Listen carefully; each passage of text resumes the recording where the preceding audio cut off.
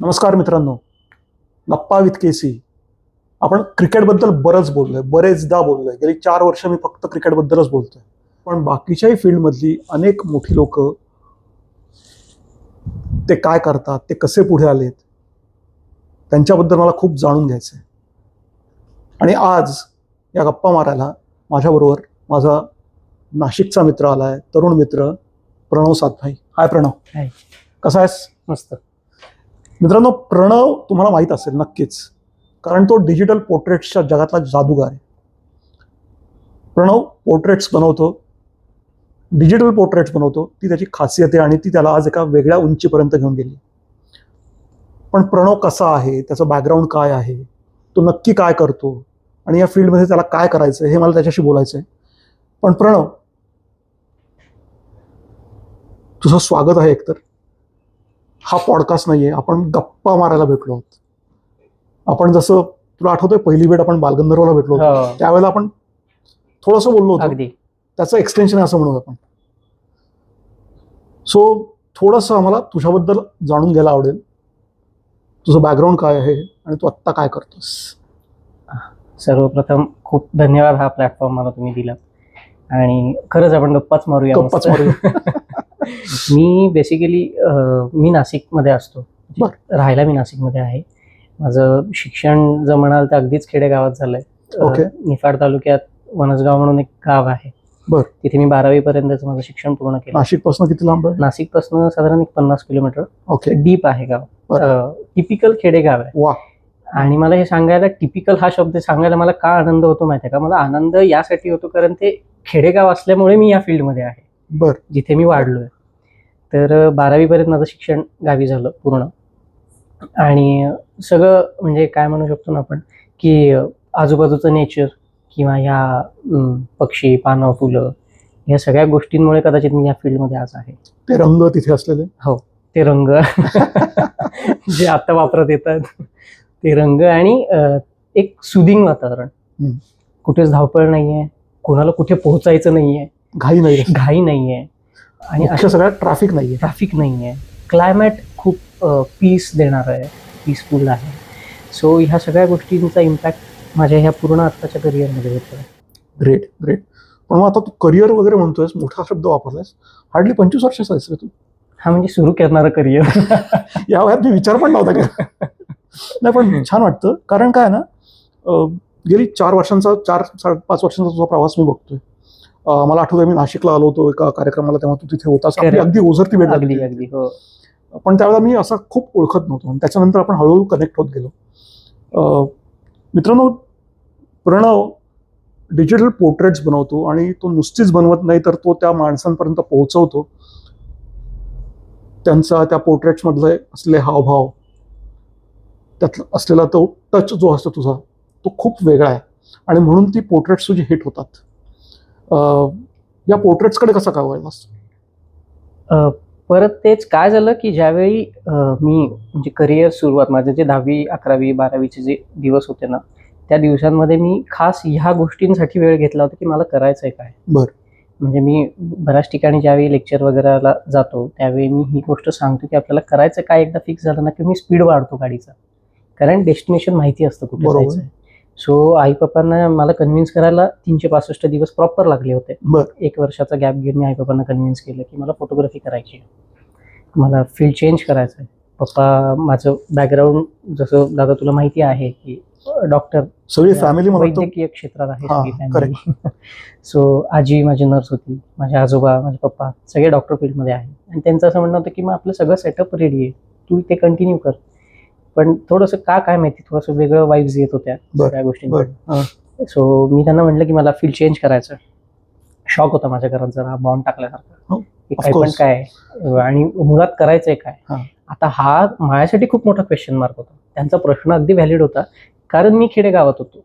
Photography करायची हे माहितीये, कळलंय. त्याच्यात काय, तर त्याच्यात काय हे मलाच माहित नाहीये.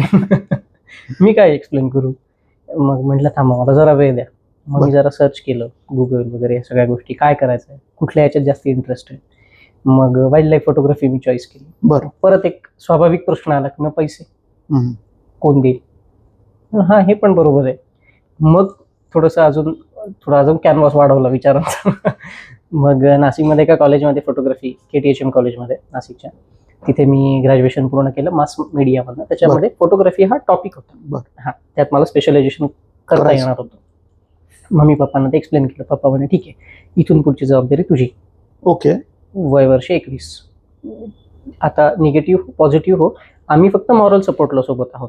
निगेटिव्ह झालं तर येऊन रड, पॉझिटिव्ह झालं तर आनंद सांग. बरं. म्हटलं ठीक आहे. असं सांगितल्यानंतर मग मी शिफ्ट झालो. आई पप्पा गावी, मी नाशिकला शिफ्ट झालो. ओके. म्हणजे सिटीमध्ये मी आलो. मग तिथे मी कॉलेज पूर्ण केलं. फर्स्ट इयर झालं. सेकंड इयरमध्ये पॅन्डेमिक लागली. ओके. फर्स्ट इयरमध्ये सवय इतकी छान लागली होती ना, सकाळी लवकर उठायचं, फोटोवॉकला जायचं, छान वेगवेगळ्या ठिकाणचे काही मेमरीज क्लिक करून कॅमेऱ्यात साठवून ठेवायच्या. लोकांना खूप आवडत होतं, आजूबाजूच्या फ्रेंड सर्कलला वगैरे. आणि अचानक ते सगळं बंद झालं अनफॉर्च्युनेटली. मग परत गावी आलो. लॉकडाऊन लागलं होतं सगळं. गावी आलो आणि मग पहिले 6 महिने मग आता सुट्ट्याच आहे, आता काय करायचं काय. मग ते एन्जॉयच झालं सगळं मस्त. गावी होतो त्याच्यामुळे रिस्ट्रिक्शन काही नव्हते, लाट्या बसण्याचं टेन्शनच नव्हतं. सो मग जरा 6 महिने झाले, पण थोड्याशा दिवसांनंतर एक फ्रस्ट्रेशन यायला लागलं की सगळं इतकं छान हट्टाला पेटून सगळ्या गोष्टी आपण घडवून कन्व्हिन्स केलंय, हे सगळं झालंय, पण आता परत एकदा आपण जिथे आहोत तिथे चालू आहे, जे म्हणजे थोडंसं अवघडल्यासारखं मला होतं. त्रासदायक गोष्ट आहे ती. मला नव्हतं सहन होत ती गोष्ट. मग फ्रस्ट्रेशन आल्यानंतर जे फर्स्ट इयरमध्ये जे एडिटिंग स्किल शिकवलं गेलं होतं ना, ओके, याचा वापर करून काही जमतंय का बघूया. आपल्याकडे लॅपटॉप वगैरे आहे. सो मग ह्या गोष्टीकडे आलो. मग सुरुवातीचं जे मी जी सुरुवात केली होती ती फोटो एडिटिंग. म्हणजे कसं की समजा तुला एखाद्या गाडी समोर जायचं, मग तुला इथून उचलायचं, त्या गाडीजवळ नेऊन ठेवायचं, तेवढा आनंद फॅमिलीला. कुणाला तरी पाठवायचा तो फोटो, बघ तुला लॅम्बोर्गिनी शेजारी उभं केलंय. त्याच्यात आनंद. टाइमपास करायचा ना पॅन्डेमिक. करेक्ट. नाही यार, याच्याने काय होणार नाही. त्याच्याकडे करिअर म्हणून बघायला नाही, करिअर म्हणून नाही, पण वेळ घालवायचा आहे असं. पण तो वेळ तरी क्वालिटी घालवला पाहिजे असं एक कुठेतरी वाटत होतं. मग मी जरा सर्च करायला सुरुवात केली. म्हणजे वेगळं काही करता येतं का बघू. मग मला थोडेसे टूल्स कळायला लागले. थोडासा त्याचा स्टडी केला, फोटोशॉपचा स्टडी केला. मग यातनं वेगळं काही होऊ शकतं का. मग परत सुरुवातीचे काही एक टाइमपास म्हणून सगळ्यांनी इग्नोर केल्या गोष्टी. पहिलं पोर्ट्रेट जे माझं झालं होतं ते शरद पंक्षी सरांचं. अच्छा. जे व्हायरल आपण म्हणू शकतो झालं होतं बऱ्यापैकी. पहिलं पोर्ट्रेट केल्याचं कुठलं कोणाचं केलं होतं ते आठवतंय ना. तेच पहिलं ते पोर्ट्रेट म्हणता येईल, ते पहिलं पोर्ट्रेट. त्याच्या आधी जे करत होतो त्याला काही म्हणताच येणार नाही, असं ते काहीतरी होतं. त्या मला वाटतं पायऱ्या असतात, ज्या पायऱ्या असतात, चढून वर येतो. आणि खरं सांगू ना तर ते शिकण्याचे माझे ते पहिले काही, त्याच्यात मी असं स्टॅम्प नव्हतो लावू शकत की हे परफेक्ट आहे. परफेक्ट हा स्टॅम्प ऑडियन्सने लावला, ज्यांनी बघितलं ते. सो मग पहिलं पोर्ट्रेट ते झाल्यानंतर माझे एक सर आहेत ओळखीचे, त्यांना मी पाठवलं. ते म्हणे अरे छान दिसतंय, काहीतरी वेगळं वाटतंय. थांब म्हणे, शरद सरांचा माझ्याकडे नंबर आहे, मी त्यांना पाठवतो. अरे वा. मला खूप आनंद झाला. पॅन्डेमिकची पहिली वेळ. मग त्यांना पाठवलं आणि तो दिवस गेला. दुसऱ्या दिवशी सकाळी उठल्यानंतर बघितलं तर शरद सरांनी त्यांच्या वॉलला शेअर केलेलं होतं. बरं. मस्त मेसेज वगैरे टाईप करून. म्हटलं गंमत आहे काहीतरी छान. तर त्यांनी मस्त कौतुक. आणि मग काय झालं, फेसबुक तर वापरत होतोच, कारण म्हणजे 12वी नंतर फेसबुक वगैरे मी चालू केलं होतं. फ्रेंड रिक्वेस्ट यायला सुरुवात झाली. हा, फेसबुकवर. मग मी कमेंट्स वाचले, खूप छान वगैरे. कुठे असतो प्रणव, काय म्हणून क्युरियोसिटीचे प्रश्न होते काही. म्हटलं मजा आहे. मग मी असं करत करत मग सुरू केलं. मग त्याच्यानंतर मी वेगवेगळे जे आपले दिग्गज आहेत सगळे, त्यांचे मी पोर्ट्रेट्स करायला सुरुवात केली. सगळ्यात कमाल पोर्ट्रेट म्हणजे ज्याचा अनुभव अजूनही मी न विसरता येणार आहे ते म्हणजे मी नटसम्राटमधलं नाना पाटेकरांचं एक सरांचं पोर्ट्रेट होतं. हा, त्यांचं. आणि असंच मग एक सवय काय लागली होती की पोर्ट्रेट करायचं दिवसभरात, रात्री आपल्या वॉलला शेअर करायचं आणि झोपून जायचं. जे होईल ते भगवान भरोसे. सो ते मी शेअर करायचो, पोस्ट केली की झोपून जायचो. मग पॅन्डेमिकचं रुटीन कसं होतं की 3, 3:30, 4ला झोपणं आणि 9, 9:30ला उठणं अगदीच. कारण रात्री काम छान होतं असं माझं अजूनही समज तोच आहे. सो त्याच्यामुळे मी असं करायचो. आणि सकाळी 7, 7:30ला माझा फोन रिंगिंग झाला. फोन उचलला, समोरून आवाज होता, नमस्कार प्रणव, नाना पाटेकर बोलतोय. काय सांगतोयस. अजूनही अंगावर काटा येतो. आणि हे ऐकल्यानंतर ना क्षणभर मी गंमत नाही, मी खरंच सांगतो की मी फोन ठेवणार होतो. 7, 7:30 वाजता म्हणलं कोणतरी मित्र गंमत करतोय. खरंच सांग. आणि नाना सरांनी फोन करून सकाळी तुला उठवलं. हा, 7:30 वाजता, बरं. जी अगदीच माझी प्रॉपर झोपेची वेळ हा. होती त्यावेळा. उठवलं नाही रे बाबा, ते स्वप्न क्रिएट केलं. बरं, काय झालं काय पुढे? मग फोन आला, मी खडबडलो ना झोपेत, मला घाम फुटलो झोपेतच. करेक्ट. हा, म्हणलं हा सर बोला. म्हणजे देवाची कृपा की मी काहीच बोललो नाही बाकीचं, अगदी पोलाइटली सर बोला म्हटलं. सर अरे तू काल ते पोर्ट्रेट शेअर केलंस ते खूप छान आहे, मला जरा पाठव ना व्हॉट्सअपला. म्हटलं सर पाठवतो. बापरे. कुठे असतोस? नाशिकमध्ये. मग त्यांना मी ऍड्रेस वगैरे सांगितलं. नाशिकला आलं की कळवतो, भेटूया. म्हटलं, वा. "सर, हो चालेल म्हटलं सर." फोन ठेवला आणि काहीच कळे ना मला काय होऊन गेलं माझ्यासोबत मागच्या 2-5 मिनिटात. मी समजू शकतो अगदीच. त्या याच्यात मी सावरता म्हणजे अगदीच 15-20 मिनिटाचा गॅप गेला. मी आई पप्पांना हे सगळं ओरडून घरात सांगतो की मला यांचा फोन आला. आई पप्पांचा विश्वास बसायला तयार नाही. कन्व्हिन्स करेपर्यंत मला दिलीप प्रभाकरांचा फोन आला. वा. त्याच दिवशी अगदी 15-20 मिनिटाच्या गॅप. बर.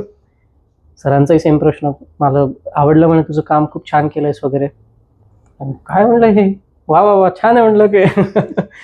अरे हे आशीर्वाद आहेत रे. हा, आणि ऍक्च्युली ते खूप छान मला त्यांनी, म्हणजे त्यांना आवडलंय हे तर ठीक आहे, म्हणजे पोर्ट्रेट त्यांना कसं वाटलं काय हे तर त्यांनी छान सांगितलंच, पण त्यांनी ना बाकीचं पण मला चौकशी छान केली. म्हणजे कुठे असतोस, काय करतोस, मुंबईत आलास तर भेट, आम्ही नाशिकला आलो तर सांगतो वगैरे. आणि मला एक विशेष गोष्ट काय की आपल्या फोनमध्ये यांचे नंबर आले कारण खेडेगावात वाढलोय. पहिली गोष्ट, ज्यांना आपण टीव्हीत बघतो, ज्यांना बऱ्याचशा गोष्टींमध्ये आपण फॉलो करतो, ज्यांचे इंटरव्ह्यूज आपण ऐकतो, त्यांनी आपल्यासाठी 2 मिनिटं काढणं ही खूप मोठी गोष्ट आहे. खूप मोठी गोष्ट. आणि माझ्या वयाच्या 22-23 वर्षी आलेले फोन आहेत. आणि हे अगदीच समजू शकतो आणि मी रिलेट पण करू शकतो, कारण त्यांचे फोन येणं आणि त्यांनी आपल्याशी बोलणं हे एक फॅन म्हणून आपल्याला इतकं भारी वाटतं. प्रश्नच नाही. त्यांनी नुसतं, म्हणजे मी तर सांगतो ना की आपलं नाव जरी घेतलं ना तरी आपण भरून पावतो. फोन आला इथं खूप डोक्यावरनं पाणी. करेक्ट. सो मग हे असं सगळं सुरू झालं. मग हा प्रवासाला स्टार्ट झाला 2021-22 पासून. जी थोडीशी सेकंड वेव्हचा जो मिड होता मधला, ज्यावेळी थोडेसे कामं परत सुरू झाले होते, परत थोडे स्टॉप व्हायला सुरुवात झाली, सेकंड वेव्ह आली होती, त्यावेळीचे हे सगळे प्रोसेस. पण मग ही तू नाना पाटेकरांबद्दल बोललास, दिलीप प्रभाकर, शरद पंक्शनबद्दल बोललास, इथनं ही पोर्ट्रेटची सुरुवात झाली. मग असे कोण कोण दिग्गज आहेत की ज्यांची तू पोर्ट्रेट्स करत गेलास आणि त्यांच्यापर्यंत पोहोचवत गेलास? मला माहिती ही लिस्ट खूप मोठी टेलिफोन डायरेक्टरी होईल, पण त्यातलं एखादं पान आम्हाला उलगडून द्या. खूप आहेत नावं, खरं सांगू तर म्हणजे कोणाचं राहून जाईल याची भीती वाटते खरं. सो समजून घेतील राहून गेलं तर ते. पण म्हणजे ज्यांना आपण एक म्हणजे आपल्यासाठी ते खूप एक फॅन मुवमेंट असते ना, असे काही लोक आहेत. खरं सांगू, मी अगदी रिसेंटली, म्हणजे मला असं वाटतं 4-6 महिन्यांपूर्वी मामांच्या घरी गेलो होतो, अशोक मामांच्या घरी. हा, मला आनंद काय माहितीये का, त्यांच्या घरी मी जिथे बसलो होतो, माझ्या शेजारी त्यांचा पुरस्कार ठेवला होता, महाराष्ट्र भूषण. वा वा. तो फील करून देत होता की मी कोणत्या व्यक्तीच्या घरात बसलोय. करेक्ट. आणि हा फोन मला, मी एक नाटक बघत होतो तेव्हा हा फोन मला, नाटकाची पण तुला गंमत सांगतो, नाटक मी का बघायला गेलो होतो, संयुक्त गोष्ट मानापमानाची, ऋषिकेश दादाचं नाटक. त्याचा मला असाच फोन आला होता, प्रणवजी आहे का वेळ? म्हणलं अरे दादा मला ना 2 पोर्ट्रेट हवेत म्हणे. म्हटलं हा बनवूया. मला बालगंधर्वांचं आणि केशवरावांचं पोर्ट्रेट हवंय. बरं. त्यांचे फोटोज नाही येत रे म्हणे, 5 फूट होतील असे, म्हणजे आहेत गुगलला, पण एवढे वाढतील असे नाही आहेत. म्हटलं ठीक आहे, मग आपण रिक्रिएट करू. छान. मग त्यांना मी ते दिले आणि मग त्या नाटकाला त्यांनी मला इन्व्हाइट केलं होतं, कारण ते पोर्ट्रेट त्यांनी सेल्फी पॉईंट म्हणून बाहेर ठेवलं, त्यांच्यासोबत तुम्ही फोटो काढू शकता असं म्हणून. सो ते नाटक मी बघत होतो, इंटरव्हल झाला होता आणि त्यावेळी मला हा फोन आला की प्रणव, उद्या आपल्याला अशोक मामांकडे जायचं आहे. अरे वा. हा, माझे एक आहेत ओळखीचे सर, रवी मिश्रा म्हणून, त्यांचा मला फोन आला की प्रणव, अरे आपण एका स्पर्धेसाठी अशोक मामांचं जे पोर्ट्रेट आपण तुझं यूज करणार आहोत, तर ते पोर्ट्रेट मी त्यांना पाठवलं आणि त्यांना खूप आवडलं, त्यांनी घरी बोलवलंय तुला. बरं. म्हटलं अरे जाऊया. म्हटलं का नाही, तुला यायला जमेल का? म्हणे मी होतो त्यावेळी पुण्यात आणि मी कुठेही असतो, मी जगाच्या पाठीवर कुठे असतो ते मी येईन लगेच. अगदीच. मग त्यांनी दिलेल्या वेळेत मी घरी गेलो, त्यांना अगदी असं बसलो वगैरे, अशोक मामा मधून आले आणि खरं सांगतो अक्षरशः हातापायाचं कापरू सुरू झालं माझ्या. म्हणजे ती भीती नव्हती किंवा मला ऑकवर्ड असं काही नव्हतं, पण रिस्पेक्टमुळे भीती वाटत. आणि तो जो ऑरा असतो ना त्या माणसांचा, ते खूप सोबर आणि सिम्पल आले, खूप मस्त आले बाहेर त्यांच्या बेडरूम मधनं. त्यांना मी बघितलंय ना येताना, मला इकडे असं माझे तळपाय असे हालायला लागले होते. मग त्यांना मी पोर्ट्रेट दिलं, त्यांनी छान कौतुक वगैरे केलं, मला म्हणे खूप सुंदर झाले वगैरे. मग निघताना मी त्यांची त्या पोर्ट्रेटवर सिग्नेचर घेतली, सोबत एक घेऊन गेलो होतो मी छोटंसं, त्यावर त्यांची सिग्नेचर घेतली. आणि ही एक मेमरी माझ्यासाठी होती. त्यानंतर अजून एक अशीच दिग्गजांपैकीची मेमरी सांगायची म्हणजे मराठी इंडस्ट्री तर आहेच आपली, नो डाऊट. सगळेच लोक खूप स्वीट आणि सिम्पल आहेत, खूप छान लोक आहेत सगळे. पण हिंदीमध्ये जर थोडंसं टर्न करायचं म्हटलं तर बिग बींनी माझ्या पोर्ट्रेटवर सिग्नेचर केली आहे. क्या बात आहे, हो, क्या बात आहे. ती एक मुवमेंट माझ्यासाठी. म्हणजे माझं ज्यावेळी मी एक्झिबिशन भरवतो आणि माझं जिथे मी वर्ल्ड रेकॉर्ड ठेवतो तिथे हे 2 पोर्ट्रेट्स माझे असतात. कारण हे त्याच्याही पेक्षा माझ्यासाठी मोठी गोष्ट.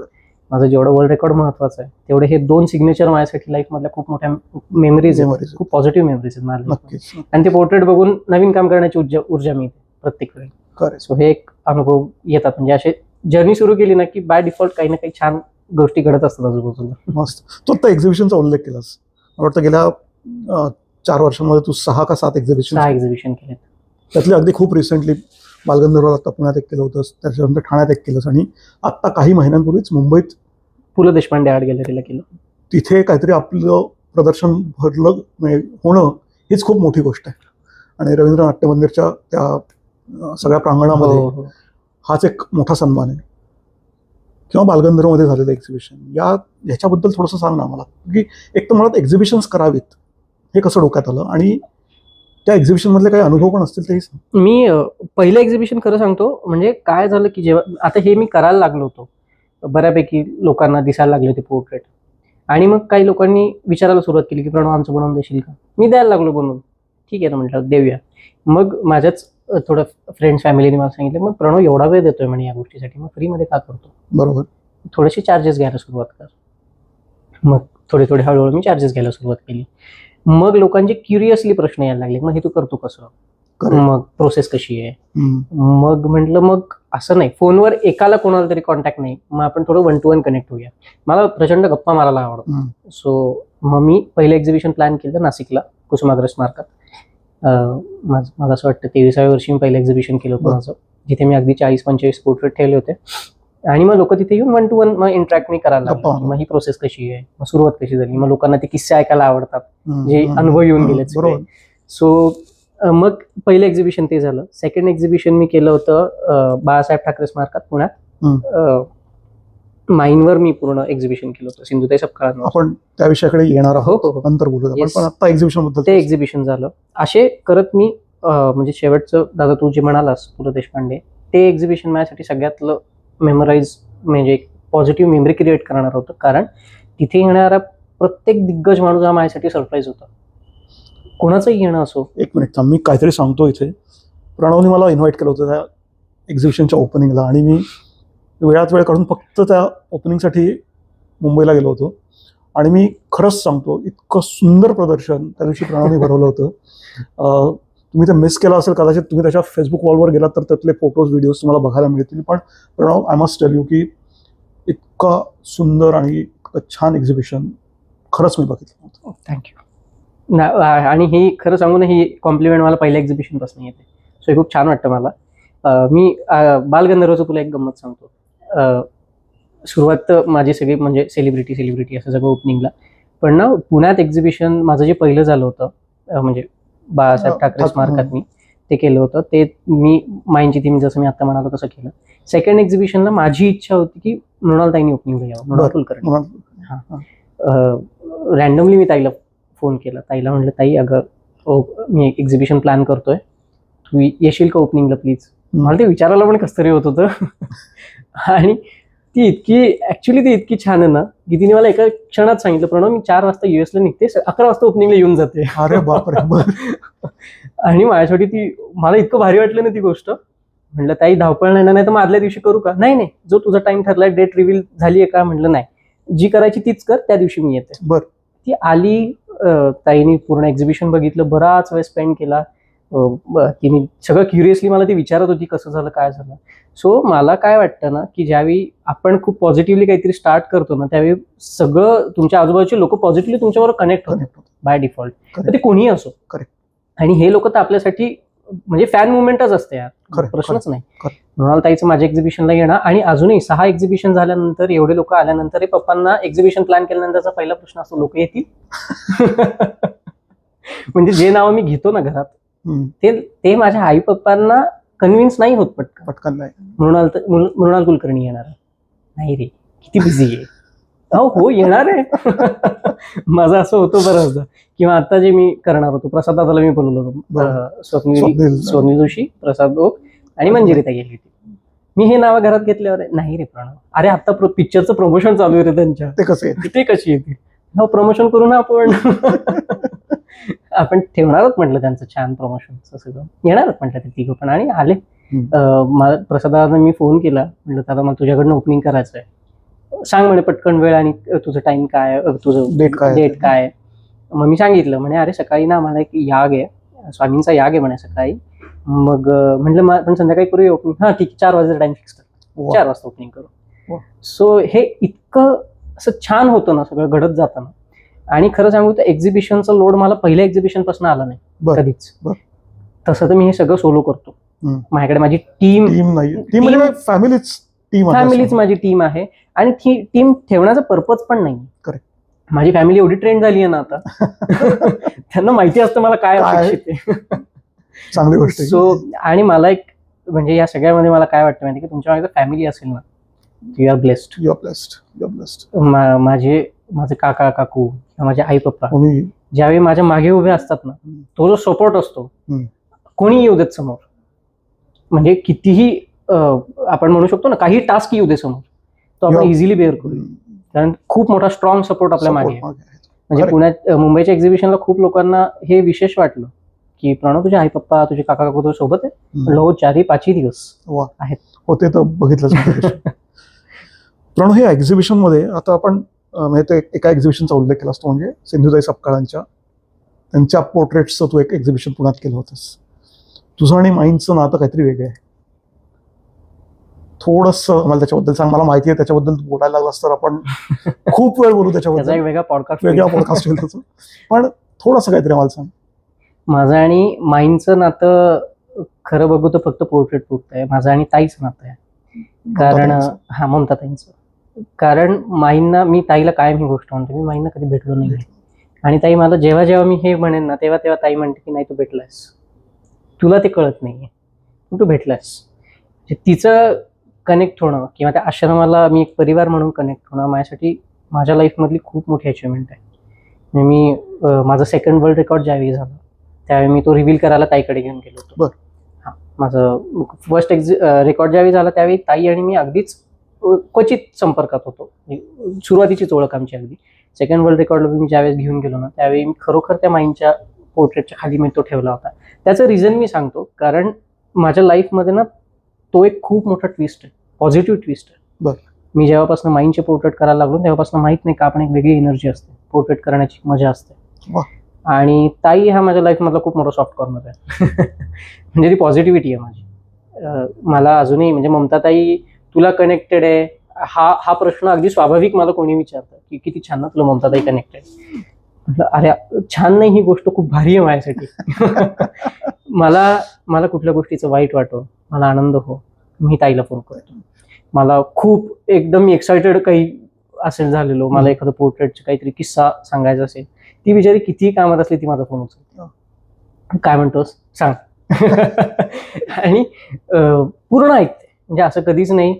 आणि याच्याही पलीकडे जाऊन सांगू ना, तिचं लाईफमध्ये असणं हा खरंच खूप मोठा पॉझिटिव्ह इम्पॅक्ट आहे माझ्यासाठी. ब्लेसिंग्स असतात. हो, म्हणजे माईंडचे पोर्ट्रेट करणं असो किंवा त्या आश्रमात ते लागणं असो, त्यांच्या जेवढे पण त्यांचे आश्रम आहेत त्या प्रत्येक आश्रमात आपले पोर्ट्रेट्स आहेत.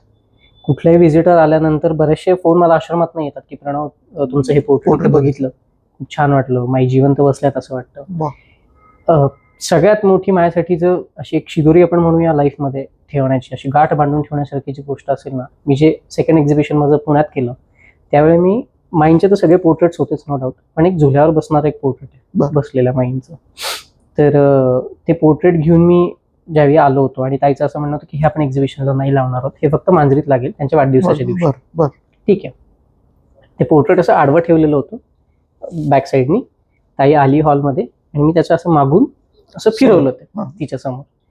ते 6 फूट होतं बस, मी असं डोकावलं मागून. ती अशी ओढणी वगैरे घेऊन अक्षरशः रडत होती समोरच्या टेबलवर असा हात वगैरे ठेवून. आणि स्वाभाविक म्हणजे मी त्याच्यानंतर मी तर स्पीचलेसच होतो. आणि तिचं एकच वाक्य होतं की तू आई परत घेऊन आलास. किती छान. आणि माझ्यासाठी ही गोष्ट खूप मोठी आहे. किती छान. म्हणजे ताईच आणि ताईबरोबर असे असंख्य अनुभव आहेत की आम्हाला नाही, आमचं हे एक रिलेशन हा, मला तर थोडंसं तिकडे पण यायचं होतं, कारण आपण सेलिब्रिटी खूप बोलतो, म्हणजे ते कौतुक करतात, आपल्याला छान वाटतं, ते कुठेतरी कनेक्शन आपलं निर्माण होतं वगैरे, सगळं ठीक आहे. पण त्याच्याही पलीकडे जाऊन सामान्य माणसाला त्याचे आईवडील असतील, फॅमिली मेंबर्स असतील, मुलं असतील, भाऊ बहीण कोणी असतील, त्यांना चित्र स्वरूपात तू त्यांच्यासमोर आणतोस. आई वडील कोणीतरी काही वर्षांपूर्वी गेलेले असतात, ते परत एकदा त्यांच्या आयुष्यात येतात, ते कनेक्शन परत निर्माण होतं. हे कसं काय, म्हणजे ह्याच्याबद्दल काय सांगशील तू? ते एक फिलिंग असतं दादा, माहितीये का, आपलं कोणीतरी परत आलंय, हा एक अनुभव ते स्वतःही करतात आणि ते मलाही करून देतात. म्हणजे एक आता रिसेंटली अगदी महिन्याभरापूर्वी झालेली एक गंमत सांगतो. माझं एक पोर्ट्रेट होतं, एक ताई US ला असतात, त्यांनी मला ते ब्लॅक अँड व्हाईट त्यांच्या छोट्यापणीचा एक फोटो पाठवला आणि त्यांच्या आईचा एक असा पासपोर्ट पाठवला, ओळखपत्रावरचा. ओके. मला म्हणे, प्रणव, आईचं माझ्याकडे हा शेवटचा फोटो आहे. बर. माझ्याकडे असलेला, मला सापडणारा आणि मला आवडणारा हा शेवटचा फोटो आहे. म्हटलं ठीक आहे. मी 3 वर्षाची असताना आई गेली. हो. म्हटलं ठीक आहे. आता त्याच जॉबला आहे म्हटल्यानंतर त्या 3 वर्षाच्या असताना म्हणजे खूप आधीचा काळ असावा. मग मला ना एक असं माझ्या डोक्यात इमॅजिनेशन आहे की मी माझ्या आईच्या कडेवर बसले. बर. ते फिलिंग मला हवंय म्हणे, फोटोत का असेल. मी स्पीचलेसच असतो रे अशा मुवमेंटला. मी काय बोलू. म्हणलं ठीक आहे, करून देतो. आणि अगदी आता आठवड्याभरापूर्वी ते पोर्ट्रेट गेलं US मध्ये. ओके. काय रिएक्शन सांगू मी त्यांची. Story itself is a reaction. काय सांगू, म्हणजे काही रिएक्शन ह्या रिएक्शन लेस असतात ना, काहीच नाही त्यांच्याकडनं. मी अपेक्षा म्हणजे रिॲक्ट करण्याच्या अपेक्षा तरी काय करू. खरं, कारण मला आठवतंय काही तुझी पोस्ट अशा पण होत्या की माझ्या वडिलांचा एकच फोटो होता, तो खूप जुना फोटो आहे, खराब फोटो आहे, तो तू रिपेअर करून दिलास, त्याचा एक छान पोर्ट्रेट तू बनवलास. असेही काही झालेत. किंवा लहान मुलांची पोर्ट्रेट्स तू बनवली असते, त्यांनी बघितल्याचे ते व्हिडिओज मी बघितलेत. ती एक भावना असते, ते खूप टचिंग असतं ते सगळं. ह्या सगळ्या फ्लोमध्ये येणारे अनुभव म्हणजे पॉझिटिव्ह तर आहेत, नो डाऊट. निगेटिव्ह असं नाही म्हणता येणार, पण हे जे इमोशनवाले अनुभव असतात, इमोशनल करणारे, हे प्रचंड येतं. आणि आताच्या ह्याच्यात तर मला जास्ती येत आहे. म्हणजे एक्झिबिशन पण माझं झाल्यानंतर मी तुला अगदी एक गंमत सांगतो. समीर वानखेडे सर आले होते माझ्या एक्झिबिशन. समीर सरांचं येणं किंवा मी त्यांना कनेक्ट होण्याचा एक प्रसंग तुला सांगतो. खरं सांगतो, माणूस खूप मोठा आहे, प्रचंड, आणि नॉलेजेबल पर्सन आहे. अपार्ट फ्रॉम दॅट, त्यांचं ना, त्यांनी एकदा त्यांच्या आईचा वाढदिवस की स्मृती मला आठवत नाही, पण त्यांनी त्यांच्या फेसबुकवर एक पोस्ट टाकली होती की मिस यू वगैरे, जे पोस्ट होती आईबद्दल लिहिलेली सगळी. मी तो फोटो बघितला आणि तो फोटो खूप रॉ होता. बर. खूपच रॉ होता. तो फोटो सेव्ह केला, त्याचं पोर्ट्रेट केलं. आता समीर सरांना कनेक्ट कसं करायचं. कोणाला म्युच्युअल शोधायचं की ते समीर सरांचा नंबर. मग माझा एक आनंदाची गोष्ट काय की इंडस्ट्री आहे पाठीशी माझ्या. मी लकीली असं झालं की मी त्यांना इंस्टाग्रामला मेसेज केला. ओके. त्यांनी तो बघितला. मी त्यांना नंबर पाठवला. म्हटलं सर तुमचा नंबर मिळेल का प्लीज. त्यांनी त्यांच्या PAचा नंबर मला दिला. मग त्याला ते पोर्ट्रेट पाठवलं. सरांना दाखवाल. ठीक आहे म्हणे, दाखवतो. मला संध्याकाळी सरांचा फोन आला. फोन बहुत बढ़िया किया है. वाह, बहुत बढ़िया. मेरे पास मेरे माँ का कलर फोटो नहीं था, अभी ये मिल गया. ही गोष्ट 1 वर्षापूर्वीची. बर. मग त्यांनी त्यांच्या फोनवरनं मला फोन केला. मी नंबर सेव्ह केला. एक्झिबिशनच्या 1 आठवडा आधी मी समीर सरांना मेसेज केला. मुंबईतलं एक्झिबिशन. त्याच्यानंतर ओके. म्हटलं समीर सर पहचाना क्या. ओळखलं म्हणे. म्हटलं सर मी एक्झिबिशन प्लॅन करतोय, तुम्हाला यायचंय. कुठे करतोयस म्हणे. म्हटलं सर प्रभादेवी पु ल देशपांडे आर्ट गॅलरी. ठीक आहे, येतो म्हणे. मी पप्पांना हा किस्सा सांगितला. पप्पा म्हणे तो माणूस प्रचंड बिझी, येणार नाही म्हणे. येतील म्हटलं, बघू. 3ऱ्या दिवशी मला त्यांच्या ऑफिसमधनं फोन आला. समीर सर येत आहेत म्हणे एक्झिबिशनला पुढच्या 15 मिनिटात. वा, मस्त. शॉक्ड. मस्त. समीर सर येत आहे. आणि आल्यानंतरचा जो तो ऑरा होता ना, त्यांचं येणं, त्यांचं ते पूर्ण बघणं आणि ते वावर तिथला त्यांचा प्रश्नच नाही. म्हणजे ते फिलिंग प्रचंड भारी होतं. म्हणजे हे बघ, सेलिब्रिटी येतात, बाकीचे लोक येतात, पण असे काही ठराविक पर्सनॅलिटीज असतात ना, त्यांचा एक स्पेसिफिक ऑरा असतो वेगळा. Absolutely correct. ते आले, त्यांनी सगळं बघितलं. मला म्हणे आता एक काम कर, एक छान महादेवाचं एक पोर्ट्रेट कर म्हणे. वा मी येईन म्हणे त्र्यंबकला, आपण घेऊन जाऊ. वा अरे सर, गुड आयडिया, आपण जाऊया म्हटलं नक्की. आणि आता घरी ये म्हणे. आता मला ते आईचं पोर्ट्रेट तुझ्याकडनं करून कॅनव्हास करून हवाय म्हणे, घरी ये जेवायला. म्हटलं येतो. आणि ह्या सगळ्या फ्लो मध्ये काय होतं माहितीये का, हे येऊन गेले ना, हा विश्वास नंतर बसत मला एक्झिबिशन मध्ये. खरं. सो भारी वाटतं. म्हणजे हे लोक सिंगल मेसेजवर येतात, याचं रिझन आय डोंट नो, पण म्हणजे मला एक गोष्ट अशी मनाशी कायम वाटते की तुम्ही पॉझिटिव्ह असाल, तुम्ही छान असाल, ट्रान्सपरंट असाल ना, तर ऑटोमॅटिकली लोक तसे कनेक्ट होतात. खरं. प्रणव, खूप सेलिब्रिटीज बद्दल आपण बोलतोय, मला ना 2 पोर्ट्रेट्स बद्दल तुझ्या बोलायचे. एक मी तुला करायला सांगितलं होतं. त्या पोर्ट्रेट बद्दल थोडंसं सांग. आणि दुसरं म्हणजे आता मुंबईच्या एक्झिबिशन मध्ये तू अतुलचा एक पोर्ट्रेट केला होतास, अतुल परचुरेचं.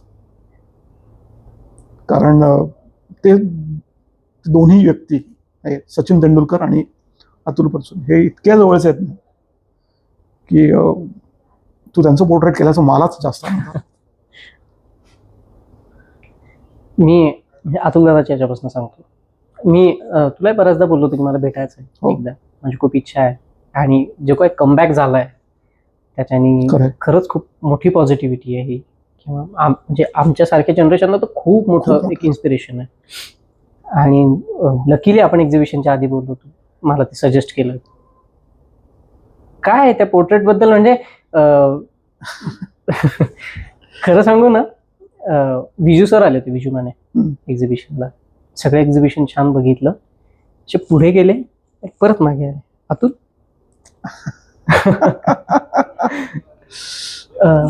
सोनियाचा कार्यक्रम चालू आहे म्हणे, मी घेऊन येतो. शेजारीच कार्यक्रम ताईचा चालू होता, मी घेऊन येतो म्हणे. मी खरं सांगू ना, मला दडपण आलं होतं. म्हणजे येणार याचा आनंद होताच, इथे बघितल्यावर काय होईल.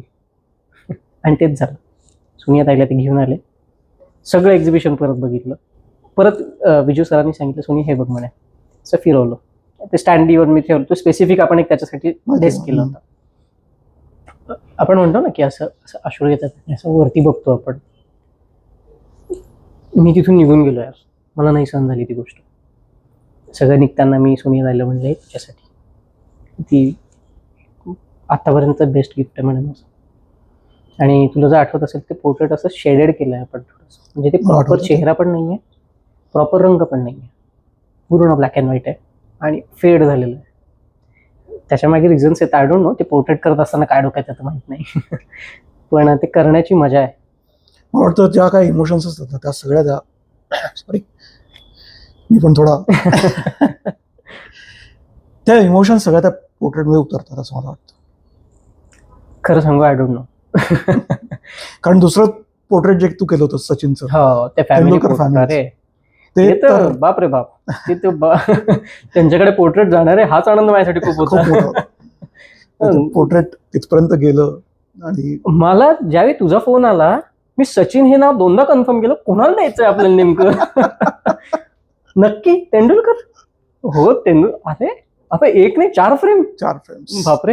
हो, म्हणजे पॉइंट तोच होता ना की तेंडुलकर फॅमिली, 4 भावंडांकडे ते पोर्ट्रेट जावं, किती इच्छा होती. आणि त्याप्रमाणे ते गेलंय, ते त्यांच्याकडे असेल. त्यांची रिॲक्शन तर तुला माहिती आहे, पण माझ्याकडनं तर मी फार हॅपी आहे.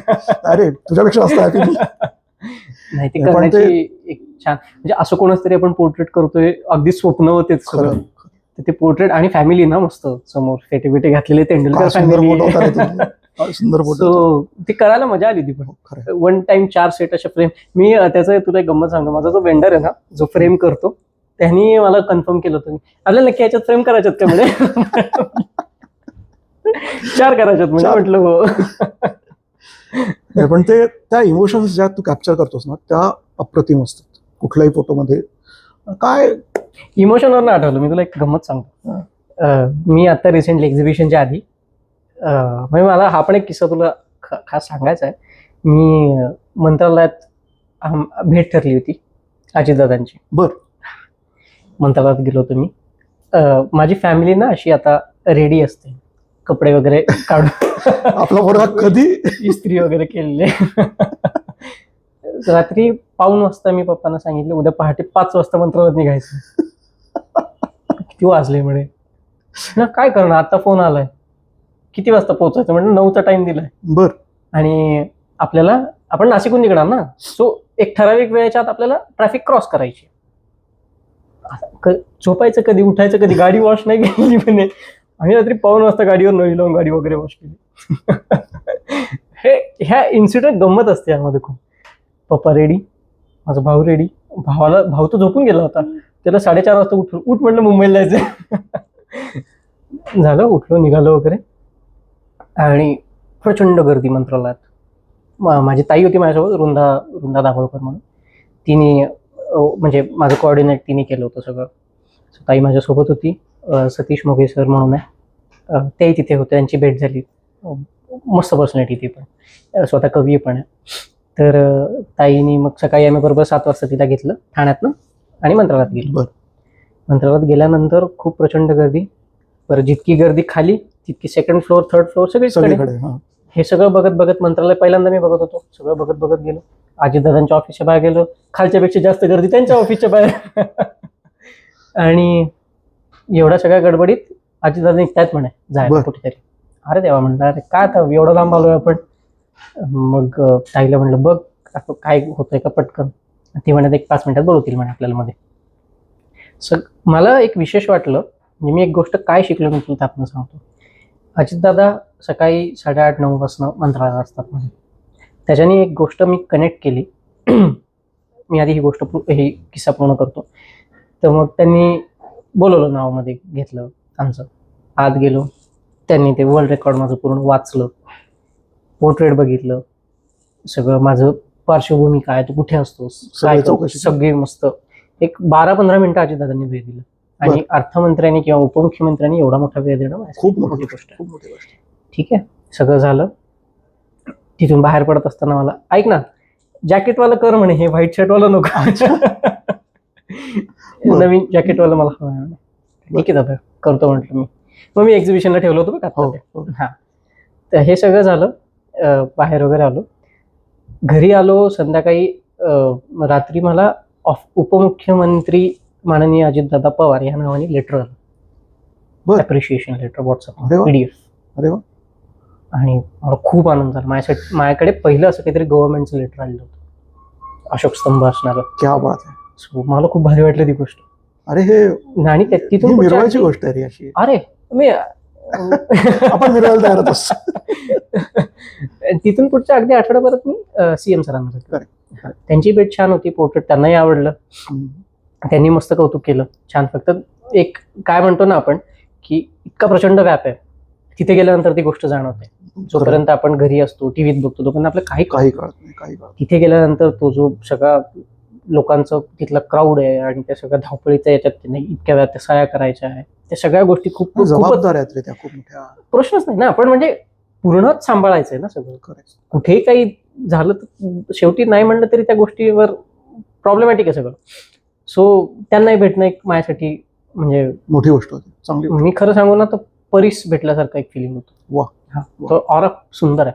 हे दोघंही लोक प्रचंड छान आहेत, खूप छान आहे. अजितदादा पण म्हणजे कला काय असते, ती कशी ओळखावी, टेक्निकल कसं जाणून घ्यावं, हे अजितदादांनी खूप कमाल केलं होतं.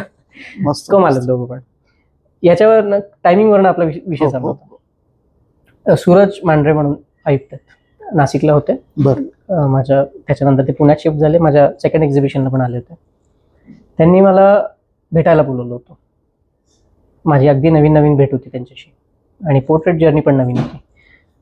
म्हटलं सर किती वाजता भेटायचं? म्हणजे उद्या 15 ऑगस्ट आहे, 7:17 आपण भेटू. बर, असं टाइम नसतो म्हटलं. मनात म्हटलं असं टाइम नसतो. ठीक आहे म्हटलं सर, आता कलेक्टर माणूस आहे मी. 7 वाजता ऑफिसला त्यांच्यात जाऊन थांबलो होतो. 7:15 त्यांचा माणूस बाहेर आला. मला म्हणे प्रणव. म्हटलं हो. आत बोलवलं म्हणे. 7:17 सर मला करेक्ट भेटले. बर, सगळं झालं. भेट वगैरे, पोर्ट्रेट दिलं, छान त्यांना आवडलं वगैरे, अप्रिशिएट केलं. सगळं झालं. मला खूप छान त्यांनी गोष्टी अगदी निघता 1 वर्ड सांगितलं, टाइमचा रिस्पेक्ट केला का आपला रिस्पेक्ट होतो. खूप मोठी शिकवणारी, खूप मोठी. त्याच्यानंतर मनाशी एक गाठ बांधली की टाइम चुकवायचा नाही. कधीच. खरं. जर समोरच्याला सांगितलं ना तर मग ती वेळ at any cost, genuine reason असेल तर एखाद वेळेस एक्सेप्शनल होऊ शकतं, पण ते एक्सेप्शन ते 100त एखादी केस, पण वेळ चुकवायचा नाही ॲट एनी कॉस्ट. आणि ती गोष्ट मला माझ्या ह्या प्रोफेशनमध्ये म्हण किंवा कलेच्या या पूर्ण जर्नीमध्ये इतकी कामी येते. वेळात जर सगळ्या गोष्टी होणार असतील ना तर हे खूप मोठं काय म्हणतो ना आपण, टायमिंगची बचत पण आहे आणि तुमचा वेळ प्रॉपर युटिलाइज होतो गोष्टींसाठी. खरं. सो मला ह्या आणि काय झालं की ह्या सगळ्या जर्नीमध्ये असे लोक कनेक्ट होत गेले सिनियर, म्हणजे आपण नुसतं म्हणतो ना की हे वयाने मोठे, प्रोफेशन वाईज मोठे, पण हे लोक ना वन वर्ड मध्ये असं एक काहीतरी तुम्हाला सांगून जातात की ते खूप कमाल एक्सपिरियन्स देणार असतं. बिलकुल. प्रणव, हे सगळं खूप छान आपण बोलतो, चांगले अनुभव सांगतो सगळे, पण मला ना थोडीशी टीका करायची तुझ्या. कर ना, सगळेच करतात. नाही, ती घरची टीका आहे. नाही, कसं आहे, तू पोर्ट्रेट्स बनवतोस पण तू हातात ब्रश नाही धरलास कधी. लोक त्याच्यावर ट्रोल करतात तुला. करतात ना. हे माझं म्हणणं आहे की मी ब्रश धरतच नाही. का गरज पडत नाही म्हणून का? गरज पडत नाही म्हणजे डिजिटल आहे मी पहिल्यापासून म्हणतोय. बरोबर. पहिली गोष्ट. दुसरी गोष्ट, मी आपला पॉडकास्ट सुरू होताना सांगितलं की इट्स मॅजिक ऑफ टेक्निकल गोष्टी सगळ्या. बरोबर. ठीक आहे. प्रश्न मी काय करतोय, मी कसं करतोय, किती लाईव्हनेस आहे, किती छान दिसतंय, यापेक्षा मी किती दिवस ते करतोय हाय. करेक्ट. पोर्ट्रेट लाईव्ह झालंय, पोर्ट्रेट मधले डोळे खूप छान आहे, हा भाग झाला तुमच्या ॲप्रिशिएशनचा. मी किती दिवसांपासून करतोय ते डोळे छान येण्यासाठी, तो मुद्दा महत्वाचा आहे ना. सुरुवातीला थोडी माझे डोळे असे येणार आहे किंवा असे येऊ शकतात. मी कुठल्याही माझ्या पॉडकास्टमध्ये तू ऐकलं असशील, it's a magic of technical सगळ्या ज्या काही गोष्टी आहे, सॉफ्टवेअरचा यूज आहे. ब्रश मी स्वतः माझं प्रोफेशन सोडून मी स्केच आर्टिस्ट होणारच नाही. ते काम ना खूप डिफिकल्ट आहे, खूप रिस्पेक्ट आहे त्या कामाबद्दल माझ्या मनात. स्केच करणं, पेशन्स असणं, ह्या गोष्टी. मी डिजिटलचा आहे रे. आणि दुसरी गोष्ट काय की मी मास्टर्स केलंय फिल्म मेकिंग मध्ये. Colour scheme, foreground, background, subject, ह्या ज्या गोष्टी आहेत याच्याशी खेळायला मला मजा येते. करेक्ट. मला टेक्निकल कुठल्या कलरमध्ये हा कलर मिक्स केला की हा कलर बाहेर येतो हे मला कॉम्प्युटरच सांगताय. पण मग हे डिजिटल पोर्ट्रेट करणं जास्त सोपं आहे का? जास्त सोपं आहे. स्केच पेक्षा म्हणतो, प्रश्नच नाही. कंपॅरिझन नाहीये. दोन्ही वेगळी कला आहे, ही वेगळी कला आहे असं. हो, दोघांचे पाथच वेगळे आहेत. ती जी गोष्ट आहे ना, ती ह्या गोष्टीला कुठल्याच अँगलने कनेक्ट होऊ शकत नाही किंवा ही तिला होऊ शकत नाही. याच्यात माझा प्लस पॉईंट काय आहे, मी बॅकफुटला येऊ शकतो. स्केचिंग मध्ये पॉसिबल नाही. ठीक आहे. यात मला तुला नाही आवडलं पोर्ट्रेट, तर मला परत 2, 4, 5, 6 एक आठवडा घालवणं नाहीये ना. नवीन करतायत. आणि वेळ पण कमी आहे डिजिटल असल्यामुळे, या गोष्टीचा वेळ पण कमी आहे. प्लस याचे प्लस पॉईंट पण आहेत डिजिटलचे. तू जर ठरवलं, आता जसं आपण सचिन सरांच्या बाबतीत केलं होतं की आपण एकाच पोर्ट्रेटचे 4 फ्रेम्स केले, ते स्केचिंग मध्ये पण पॉसिबल नाहीये. एक स्केच तुझ्याकडनं झालं तसं परत रिपीट होणार नाही. एक तर त्यापेक्षा खूप चांगलं होईल किंवा त्यापेक्षा एक स्टेप खाली होईल. सो हा एक डिजिटलचा प्लस पॉईंट आहे, हा माझ्या अँगलने. पण मग तुझ्याकडे डिजिटल आर्टिस्ट म्हणून फक्त बघितलं जातं, याचं वाईट वाटतं का? एखाद्याकडे स्केच आर्टिस्ट म्हणून बघितलं जातं, त्याला काय वाईट वाटायला हवं? आर्टिस्ट म्हणून बघितलं जात आहे ना, हे जास्त महत्वाचं. म्हणजे काहीतरी करताना किंवा काहीतरी मी करत असलेल्या गोष्टी लोक ऍप्रिशिएट करतात. मग ते डिजिटल असो, फोटोग्राफीच्या माध्यमातून असो, लोकांना आनंद मिळतोय ना. कोणाच्या तरी घरी जर कोणाचं तरी बाळ परत जात असेल माझ्या पोर्ट्रेटमुळे, त्याचं फिलिंग जरी मिळत असेल 1-2-5 तासापुरतं, 1 दिवसापुरतं, तर माझ्यासाठी खूप आहे ना. क्या बात आहे. म्हणजे मला तर हे ट्रोलिंग पेक्षा पण मी याच्याही पलीकडे जाऊन तुला एक गोष्ट सांगतो ना, की माझ्या लाईफमध्ये पॉझिटिव्ह लोक इतके की ते हवी होतात त्या ट्रोलर्सवर. मस्त. म्हणजे मी सुरुवातीला जसं म्हणलं की ममताताई सारखी एवढी मोठी पॉझिटिव्हिटी माझ्या लाईफमध्ये आहे की तिला एक फोन केल्यानंतर असे 100 ट्रोलर्स मी आरामात मेसेज मी डिलीट करून टाकू शकतो सगळे. नाही, तू करतोयस ते काम खरंच छान आहे. म्हणजे नथिंग टू. गंमत काय माहिती आहे का, हे सगळं बोलतोस तू एका मॅच्युअर्ड माणसासारखा, पण हार्डली 25 वर्षाचा आहेस तू. तुला कळतंय काय? समजतंय का? या वयामध्ये ना मला काही समजत नव्हतं माझं काय चाललंय. ही कुठून आली मॅच्युरिटी? खरं सांगू तर स्वामींची कृपा आहे सगळी. हम्म. त्यांचा हात डोक्यावर असलं ना की हे मी 20व्या वर्षात पण बोलेल सगळं. आणि ते आहेत माझ्या मागे पहिल्यापासून. घरात पहिल्यापासून हे असंच बॅकग्राऊंड होतं हो, किंवा आहे. हाय म्हणजे घरात खूप पूजापाठ, देव, नाही, सेवाभाव असतो. हो, एक आध्यात्मिक वातावरण आहे घरात. म्हणजे एक मनातनं कोणाला जरी आपण अन्सरेबल आहोत या गोष्टीचं मनात एक कुठेतरी जागा आहे की आपण कोणाला नाही तर आपण त्याला अन्सरेबल होतो. म्हणजे मी काय माझ्या कुठल्याही फोन माझ्याशी कोणी बोलत असेल किंवा कुठल्याही पॉडकास्टमध्ये मी एक गोष्ट सांगतो. मला पप्पांनी एक वाक्य सांगून ठेवलं 8वी 9वीत असताना, ज्यावेळी हे तर काही सगळं सुरू पण नव्हतं, अगदीच शिकत होतो, त्यावेळी पप्पा मला सांगितलं होतं कोणी तुला चांगलं म्हणलं नाही ना अडचण नाही, तो वाईट नको म्हणायला. ही गोष्ट मी अशी कोरून ठेवली आहे की ठीक आहे, कोणी कदाचित नाही अप्रिशिएट करत नाही, इट्स फाईन, शिवाय नाही देते, किंवा कोणाला असं आपण काही कृत्य नाही ना केलं ज्याच्याने समोरचा माणूस निगेटिव्हली रिॲक्ट करतोय आपल्याला. करेक्ट. ही गोष्ट खूप महत्वाची. आणि लकीली झालं असं की माझं जे प्रोफेशन मध्ये मी आलो या पोर्ट्रेटच्या जर्नीमध्ये, त्यात मला लोक एवढे कमाल मिळालेत ना, ती माझी खरी संपत्ती जी आहे ना, म्हणजे मी तर अगदी आनंदात सांगतो, मी इतका श्रीमंत आहे की माझ्याकडे खूप लोक आहेत, प्रश्नच प्रत्येक फील्डचे लोक आहेत, प्रश्नच नाही. अगदी म्हणजे तू म्हणशील तर ऍडव्होकेट, डॉक्टर, इंजिनियर, फायनान्स, सगळे फील्ड आहेत आणि सगळ्या फील्डचे मास्टर्स आहेत. आणि सगळ्यांबरोबर तू इतका वेल कनेक्टेड आहेस त्याची. परत एकदा मुद्दा तोच आहे की तुम्ही जर चांगले असाल, चांगलं दिलं, म्हणजे गिव्ह अँड टेक आहे, तुम्ही छान दिलं की रिटर्न छान मिळतात. मला मागच्या एका पॉडकास्टमध्ये कोणीतरी विचारलं होतं, म्हणे वाईट अनुभव येतात, कशाला यायला पाहिजे, नाहीच येत, नाही तुम्ही चांगले ना, ते परत एकदा तेच की त्या गोष्टींवर पॉझिटिव्हिटी हवी करते. बरोबर. सो परत तो जो मुद्दा असेल ना, ट्रोलिंग किंवा काय कोण निगेटिव्ह जे बोलतात, तर खरं सांगू तर माझं कॉम्पिटिशन नाही कोणाशी. मी माझ्या याच्यात आनंदी आहे. मी माझा पूर्ण दिवस माझ्या कामात जातो, टचवूड. आणि दुसरी गोष्ट काय की जे काम मी करतोय, ज्याच्यापर्यंत ते पोहोचतंय ना, तो माणूस खूप पॉझिटिव्हली रिॲक्ट करतो मला. पण मग हे सगळं सुरू आहे, तुझं शिक्षण फिल्म मेकिंग मधलं आहे, तिथे परत कधी वळणारच की नाही? वळणार. ते मी मास्टर्स केलंय. तुला आठवतंय पहिला फोन जेव्हा आपला झाला होता तेव्हाच तुम्हाला सांगितलं मी फिल्म मेकिंग करतोय, झालंय माझं. आणि त्याच्यानंतर मी फक्त तुला पोर्ट्रेट्स करताना बघतोय. फिल्म मेकिंगचं काय? कधी काय नाही, काय आहे ते माझ्यासोबत बाबा. म्हणजे शिक्षण याला मी पप्पा नाही करायचं म्हणता मास्टर्स पूर्ण केलं ना मी. मग नाही, फिल्म मेकिंग आहे माझ्या डोक्यात. म्हणजे खरं सांगू तर त्या दृष्टीने मी आता सगळी माझी जर्नी सुरू केली ऑलरेडी. पण खरं सांगू तर पॉझिटिव्हिटी इतकी छान आहे ना या पोर्ट्रेट मधली की मला यातनं डोकं वर काढावं असं वाटत नाही. हरकत नाही, ते साईड बाय साईड चालू राहील. चालू तर ठेवणारच 100%. पण दिवस जातो ना माझा पूर्ण, 24 तास जातात. 24 तासानंतर जे काही रात्र माझ्या वाटेल येते त्यात मी पोर्ट्रेट करतो. एकूणात 24 तास कमी पडतात खरं. आणि म्हणजे तुमच्यासारखी इतके छान प्लॅटफॉर्म देणारे लोक अवतीभोवती आहेत ना, की मला स्वतःला दाखवता येत आहे की मी पोर्ट्रेट म्हणजे मी नेमकं काय करतोय. बऱ्याच लोकांना फेस टू फेस बोलायला खूप आवडतं, प्रत्येकाशी बोलणं शक्य नाहीये, पण निदान प्रणव काय आहे की तू करतोय काय, हे सगळं काय आहे जे घडतंय पोर्ट्रेटच्या याच्यात, हे जाणून घ्यायला खूप लोकांना इंटरेस्ट असतो. बरं, आता आपण जर थोडंसं लाईट गप्पा मारूयात. खूप आपण सिरियस झालो होतो असं मला वाटतं. बरं, ते सोड, आता गर्लफ्रेंड्सचं वगैरे काय? गर्लफ्रेंड्स किती मोठी लाईन आहे तिकडे? नाही, कुठेच काहीच लाईन नाहीये. मी माझ्या पोर्ट्रेटच्या दुनियेत मस्त रमलेलो आहे, मला गरज पडत नाही. मी सांगतो ना, हे अरे लोक तितके छान आहेत, एक तास फोनवर माझ्या लोकांची गप्पा मारण्यात जातो माझा. तिला कुठे वेळ कुठे देऊ मी?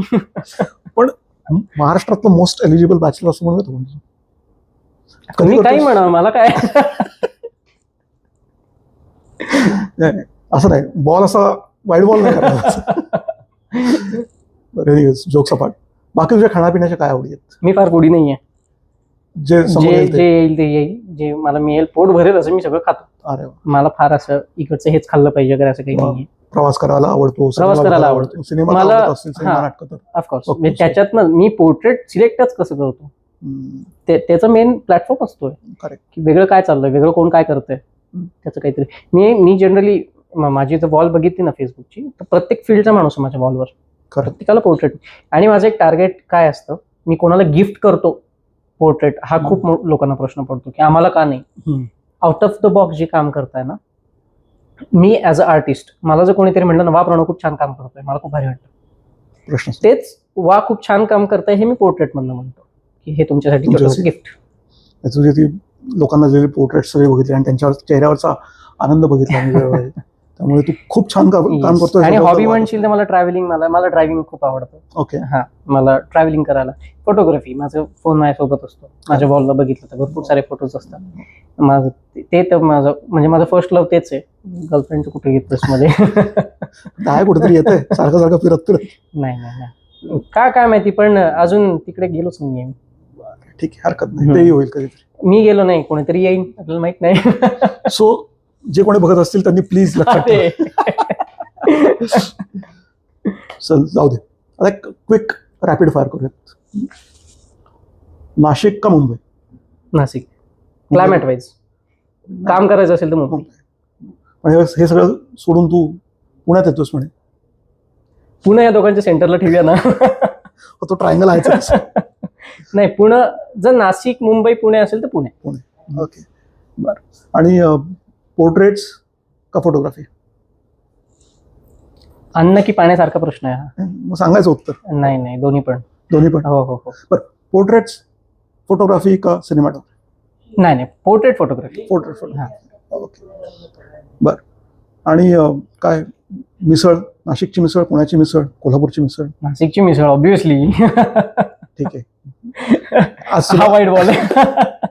तुला अलाव केलेलं. चहा की कॉफी? दोन्ही. खाण्यापिण्याच्या फार आवडी नाहीत म्हटलंस. क्रिकेट आवडतं? अरे म्हणजे काय, पोर्ट्रेट उगाच एवढा आनंदात केलंय का? मग सचिन का अजून कोणी? खरं सांगू ना, मी ज्यावेळी IPL बघायचो त्यावेळी सुरेश रैना. बरं. पण any half Sachin, no doubt. Okay, त्याला अपीलच नाहीये काही. बरं, या सगळ्या याच्यामध्ये ना शेवटचा प्रश्न तुला विचारतो. या सगळ्या गेल्या 4-5 वर्षांच्या उद्योगामध्ये मी म्हणेन सगळ्यात जवळची आठवण काय? त्याच्यापासून आपण हे एंड करूया. नाही. आतापर्यंत जर्नीमध्ये सगळ्यात जास्त पोर्ट्रेट माइंडचे गेलेत आणि अजूनही पोर्ट्रेट करताना आनंद तोच असतो जो पहिल्या पोर्ट्रेटच्या वेळी होता.